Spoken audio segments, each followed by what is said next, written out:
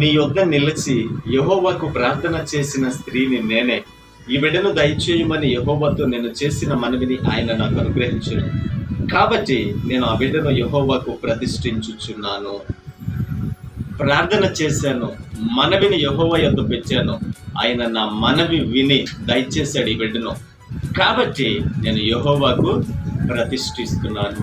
ప్రార్థన చేస్తాం, ప్రభువుని అడుగుతాం, ప్రభువు ఇస్తాడు, పొందుకొని మర్చిపోతాం. ఏమండి, ఇక్కడ హన్న అంటుంది, నేను ప్రార్థన చేశాను, మనవిని దేవుని యొద్ద పెట్టాను, నా మనవి విని ఈ బిడ్డను దేవుడు దయచేశాడు. కాబట్టి నేను యెహోవాకు ప్రతిష్ఠిస్తున్నాను, దేవునికి ఇచ్చేస్తున్నాను, దేవుని కొరకిస్తున్నాను. ఆయన రాజ్య వ్యాప్తి కొరకు నా వంతు చేస్తున్నాను. ప్రభువుని అడుగుతున్నాం, పొందుకుంటున్నాం. మరి దేవుని రాజ్యము కొరకు నీ బాధ్యత ఆలోచింపచేసే మాటలు కదా. నేను ప్రార్థన చేశాను, ప్రభు యొద్ద మనవిని నేను పెట్టాను, దేవుడు నా మనవి విని దయచేశాడు.